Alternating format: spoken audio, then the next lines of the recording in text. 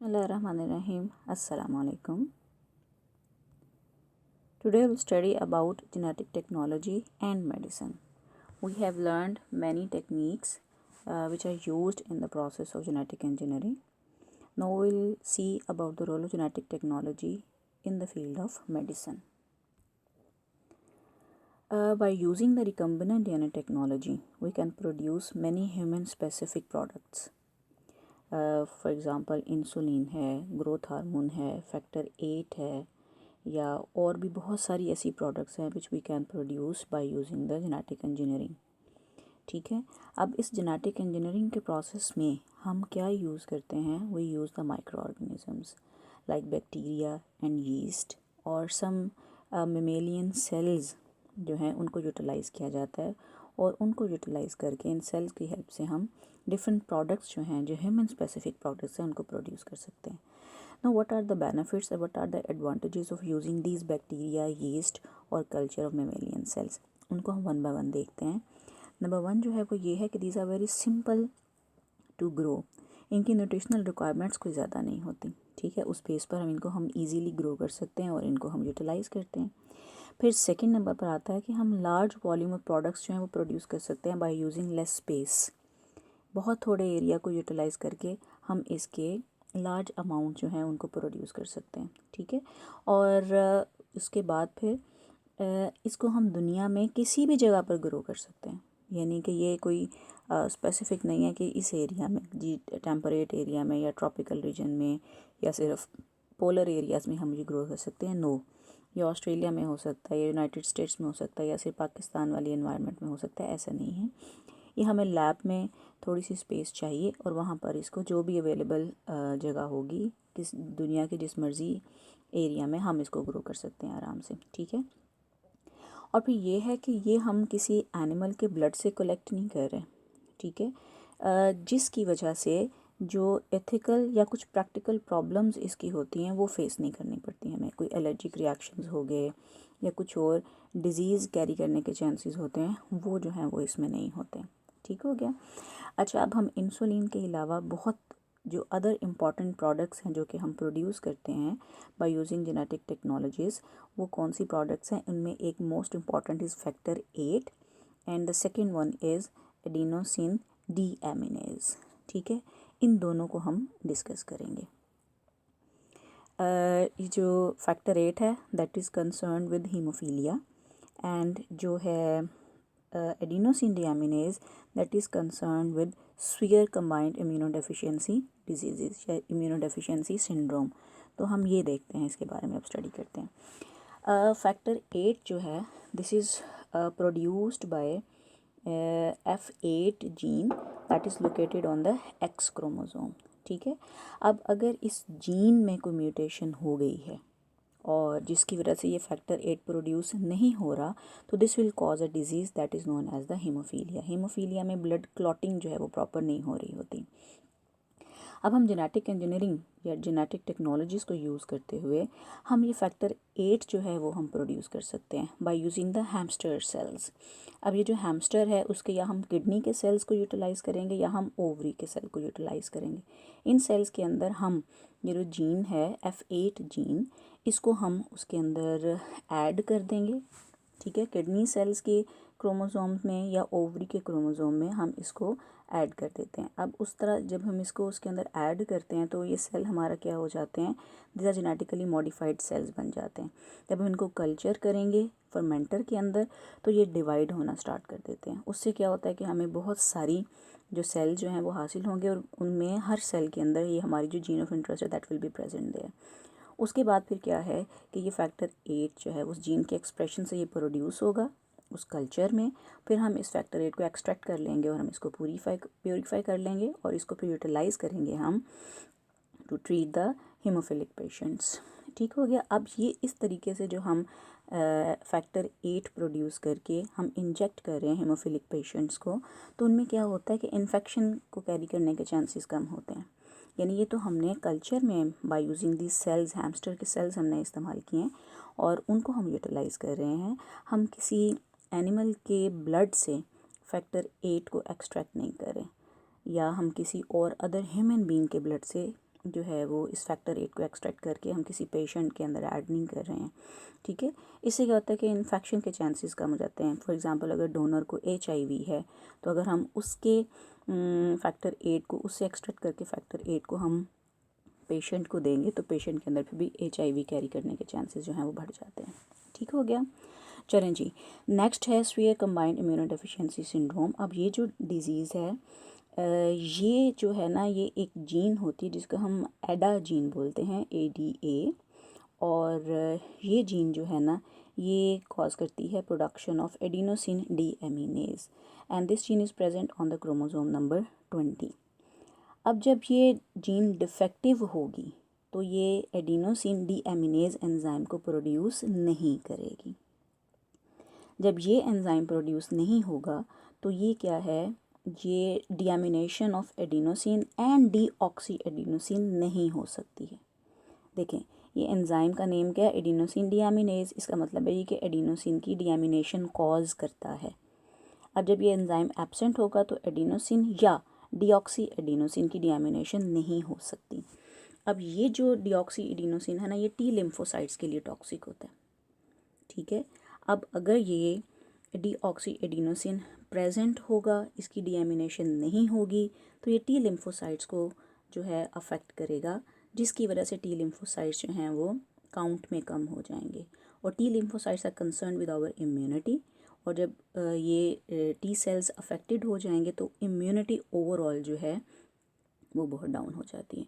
अब this disease is present by birth, तो जो चिल्ड्रन होंगे जो ये डिज़ीज़ जिसको हम कहते हैं sphere combined immuno deficiency syndrome, वो ये बच्चे जो हैं फिर वो प्रॉपर्ली डेवलप या ग्रो नहीं कर पाते। अब इनको ट्रीटमेंट इसकी क्या है कि ये रेगुलर इंजेक्शंस ऑफ ADA इनको हम देते हैं, ठीक है। अब ये ट्रीटमेंट का मेथड है। अब ADA हम कहाँ से ले सकते हैं, in the past this was extracted from the cattle, ठीक है। बट अब हम क्या करते हैं, इसको हम जेनेटिकली मॉडिफाइड बैक्टीरिया जो कि इशेरिकिया कोलाई या इकोलाई है उसको हम यूज़ करते हैं, उसमें हम ये अपनी जीन ऑफ इंटरेस्ट को ऐड कर देते हैं उसमें, और फिर वो जो बैक्टीरियाज़ हैं वो इस एडा एंजाइम को प्रोड्यूस करना शुरू कर देते हैं, ठीक है। इस तरीके से ये जो एंजाइम होगा वो हम किसी एनिमल से एक्सट्रैक्ट नहीं करेंगे, बल्कि हमने बैक्टीरियल कल्चर के ज़रिए ये प्रोड्यूस करवा के जेनेटिक इंजीनियरिंग की टेक्नोलॉजी को यूज़ करके तो हमने ये एंजाइम जो है ये प्रोड्यूस कर लिया, ठीक है जी। चलें जी, ये तो हो गया हमने हीमोफीलिया के पेशेंट्स में और स्वीयर कंबाइंड इम्यूनो डेफिशिएंसी के पेशेंट में हमने देख लिया किस जीन की डेफिशिएंसी या म्यूटेशन की वजह से किस चीज़ की डेफिशिएंसी हुई और उसको हम कैसे जेनेटिक इंजीनियरिंग के ज़रिए या जेनेटिक टेक्नोलॉजी के ज़रिए प्रोड्यूस कर सकते हैं। तो the next one is genetic screening. अब जेनेटिक स्क्रीनिंग क्या होती है, what is genetic screening? This is the analysis of a person's DNA to check for the presence of one or more alleles that are associated with disease. अब इसमें क्या होता है कि हम किसी भी एक पर्सन का जो DNA है उसको एनालाइज करते हैं कि whether the defective allele is present और एब्सेंट। अगर प्रेजेंट है डिफेक्टिव तो फिर वो किसी ना किसी स्पेसिफिक डिजीज़ से एसोसिएटेड होगी। अब ये जो हमने DNA के सैंपल लेने हैं, हम ये किसी एम्ब्रियो से भी ले सकते हैं, यानी अभी बेबी की बर्थ नहीं हुई और हम बिफोर बर्थ ही ये डिटेक्ट करना चाह रहे हैं कि whether this disease is present in this embryo और नॉट, तो हम एम्ब्रियो से भी सैंपल ले सकते हैं, या फिर हम न्यू बॉर्न बेबीज़ से ले सकते हैं कि जी हम न्यू बॉर्न बेबीज़ के DNA को एनालाइज करें कि वेदर इस बेबी में ये डिज़ीज़ है या नहीं है, या इस ख़ास किसी एंजाइम की या ख़ास किसी प्रोटीन की डेफिशिएंसी है या नहीं, या फिर हम इसको एडल्ट्स में भी यूज़ कर सकते हैं इस स्क्रीनिंग के प्रोसेस को।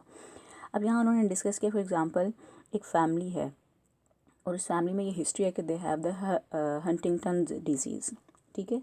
अब अगर किसी पर्सन में, किसी एक इंडिविजुअल में इसके सिम्टम्स अपीयर होना शुरू हो जाते हैं, ठीक है, तो क्या है कि हम उसका फ़ौरन फिर करेंगे जेनेटिक टेस्ट, ये कंफर्म करने के लिए कि whether this person carries the defective gene और नॉट।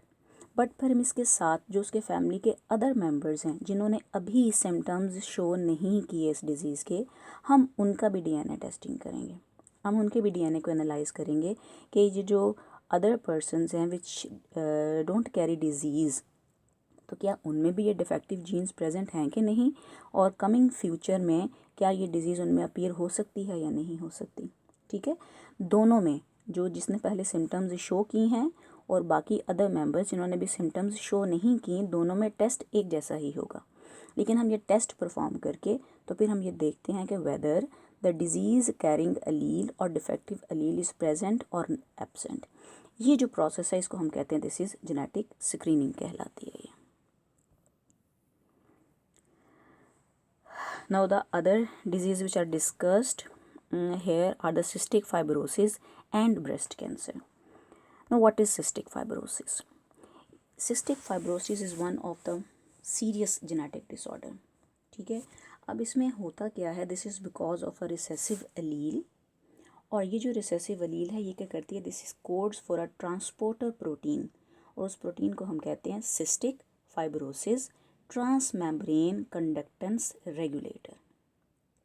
ठीक है, अब ये जो है ना प्रोटीन, ये जो कैरियर है, जो ट्रांसपोर्टर है, ट्रांसपोर्टर प्रोटीन जो है, ये हमारी बॉडी के डिफरेंट एरियाज़ में प्रेजेंट होती है, जैसे कि हमारे डाइजेस्टिव ट्रैक में, या कोई भी जो हमारा एक्सचेंज का सिस्टम है जहाँ पर मेम्ब्रेन के अक्रॉस एक्सचेंज होती है। बट अगर हम देखें तो इन CFTR की जो कंसंट्रेशन है सबसे ज़्यादा जो है ना ये पल्मनरी आयनोसाइट्स में होती है, जो हमारा एयर पैसेज वे में ट्रैकिया वगैरह है, वहाँ पर जो इसकी लाइनिंग के सेल्स होते हैं, वहाँ पर ऐसे सेल्स जिनमें ये कैरियर प्रोटीन प्रेजेंट होती है उसकी कंसंट्रेशन बहुत ज़्यादा होती है। ठीक है, अब देखें होगा क्या इसमें, क्या होता है जो हमारे लाइनिंग के सेल्स हैं उनमें गॉबलेट सेल्स भी आते हैं या म्यूकस ग्लैंड्स के सेल्स भी आते हैं, ये सारे सेल म्यूकस रिलीज़ करते हैं, म्यूकस प्रोड्यूस करते हैं। अब ये जो कैरियर प्रोटीन है ये हेल्प करती है क्लोराइड आयन की ट्रांसपोर्ट को अक्रॉस द मेम्ब्रेन। देखें आप इस डायग्राम में देखें तो यहाँ मैं आपको बताती हूँ अभी, ये देखें दीज आर द सेल्स, और इन सेल्स में ये जो बनी हुई है this is the carrier protein, ये इसका मैग्नीफाइड व्यू है, this one is cell membrane. ठीक है, अब जो ब्लू और ये ब्लू कलर में और ये येलो कलर में, this are chloride ions and bicarbonate ions. अब ये जो कैरियर है ना, ये carrier protein, this allow the movement of chloride ion and bicarbonate ion out of the cell membrane. अब यहाँ पर जब म्यूकस प्रोड्यूस होगा बाय गॉबलेट सेल्स और बाय म्यूकस प्रोड्यूसिंग सेल्स, तो ये क्या होता है, ये थिक कंसिस्टेंसी में होता है। अब ये जो है ना ट्रांसपोर्टर प्रोटीन, ये इस क्लोराइड आयन को आउटसाइड द सेल जो है वो रिलीज़ करते हैं।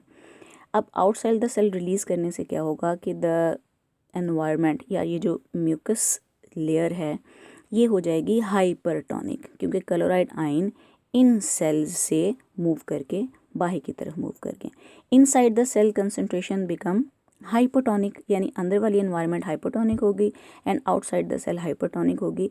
तो इन सेल्स में से वाटर विल मूव आउट, और वाटर के मूव आउट करने से जो म्यूकस लेयर है उसमें जो म्यूकस की कंसिस्टेंसी है वो क्या रहती है, वो बहुत थिक नहीं होता, बल्कि एक सेमी सॉलिड सा या एक लिक्विड सा मटेरियल होता है, जिसको ये सीलियाज जो हैं ये जब मूव करेंगे तो ये आसानी से अपवर्ड मूव करके उसको हम स्पूटम को कफ के थ्रू या स्नीज़ के थ्रू हम उसको रिलीज़ कर सकते हैं फ्रॉम द बॉडी।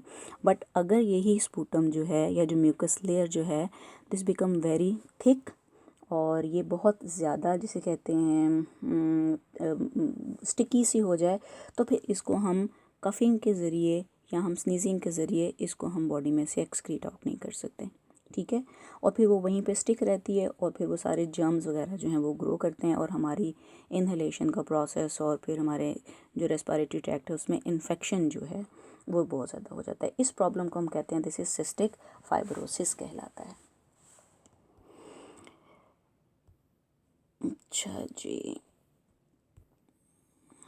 अच्छा अब उसमें क्या है कि देयर आर मैनी अलील्स जो कि कोड करती इस जीन की, जो जीन है ना CFTR, इसकी मैनी अलील्स हैं। अब अगर किसी एक पर्सन के अंदर इन अलील्स की कोई भी 2 कॉपीज़ प्रेजेंट हैं तो वो सिम्टम्स को शो कर देंगे, यानी कि मैनी अलील्स जो हैं वो इस जीन के डिफरेंट अलीलिक फॉर्म्स हैं, यानी ये मल्टीपल अलीलिक जीन है।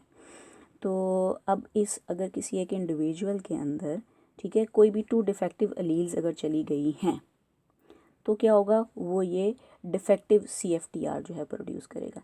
But if a person is heterozygous, उसमें एक नॉर्मल अलील है और दूसरी डिफेक्टिव अलील है, तो वो सिम्टम्स को शो नहीं करेगा, वो एसिम्टोमेटिक होगा। फॉल्टी अलील उसके अंदर मौजूद है बट वन इज़ नॉर्मल, तो वो सिम्टम्स नहीं शो करेगा, but CFTR proteins enough amount में प्रोड्यूस होंगी क्योंकि वो नॉर्मल ट्रांसपोर्ट जो क्लोराइड आयन की ट्रांसपोर्ट का प्रोसेस है उसको वो कंट्रोल कर सकती हैं। ठीक है, ये जो CFTR की जीन्स होती है that is located in chromosome number 7। अच्छा, अब अगर एक कपल, ठीक है, हस्बैंड एंड वाइफ, उनमें अगर हम देखें both are heterozygous, mean both carry 1 faulty allele and 1 normal allele, तो उस केस में क्या होता है कि आगे नेक्स्ट जनरेशन में चांसेस कि उनका बेबी कोई होमोजाइगस हो सकता है, होमोजाइगस कैरिंग द डिफेक्टिव अलील।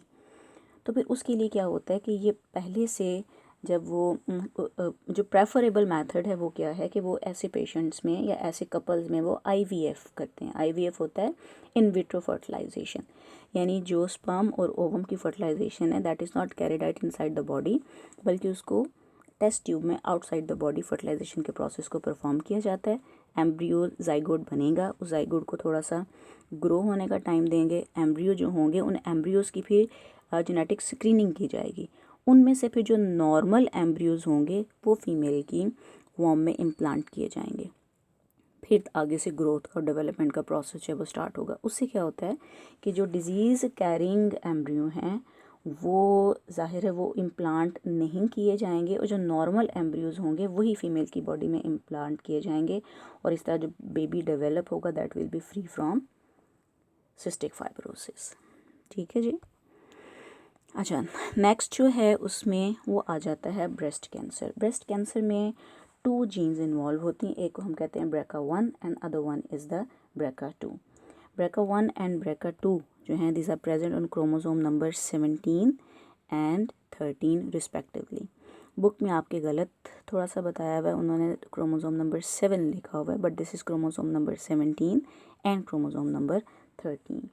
अब ये जो BRCA जीन है इसको हम कहते हैं this is a suppressor gene, क्योंकि ये क्या करती है, ये एक प्रोटीन प्रोड्यूस करती है जो कि ट्यूमर्स की डेवलपमेंट को सुप्रेस करते हैं, इसीलिए इसे हम कहते हैं these are the suppressor genes. BRCA1 and BRCA2 course for the production of BRCA1 protein and BRCA2 protein. BRCA1 and BRCA2 protein these are involve in the DNA repair process. अगर किसी वजह से, किसी रेडिएशंस की वजह से या किसी भी और प्रॉब्लम की वजह से DNA जो है वो डैमेज हो जाता है, तो फिर उसके रिपेयर करने में ये दोनों प्रोटीन्स जो हैं ये हेल्प करती हैं। ठीक है, अब अगर ये दोनों प्रोटीन एब्सेंट होंगी तो DNA will not be repaired, यानी कि DNA रिपेयर मैकेनिज्म जो है दैट विल बी फेल्ड। अच्छा, अब रिपेयरिंग भी नहीं हो रही, इसके अलावा BRCA1 आल्सो एक्टिवेट्स P53। ठीक है, क्या करता है ये P53 को एक्टिवेट करता है, and this is the protein that is involved in the process of cell death if DNA damage is not repaired।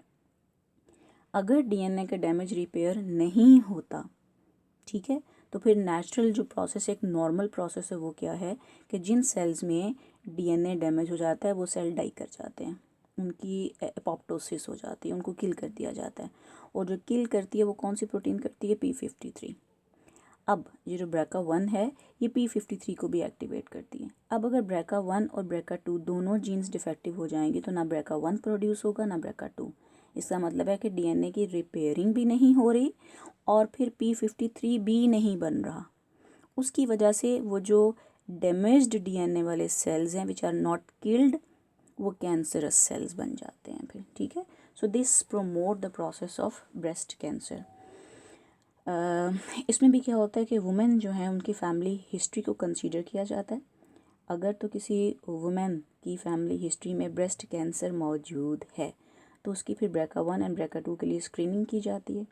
अगर उसके अंदर ये डिफेक्टिव जीन्स प्रेजेंट होंगी तो फिर क्या है कि उसको एक मेडिसिन जो है उससे ट्रीटमेंट उसकी स्टार्ट कर देते हैं, that is टेमॉक्सिफन।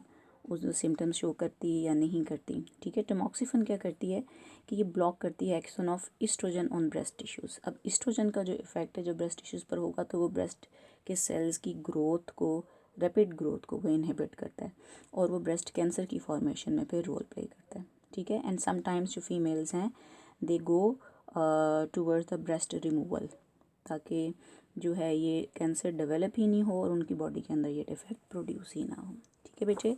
So I think that is enough for today. इंशाल्लाह in our next lecture will study about the prenatal diagnosis. Thank you.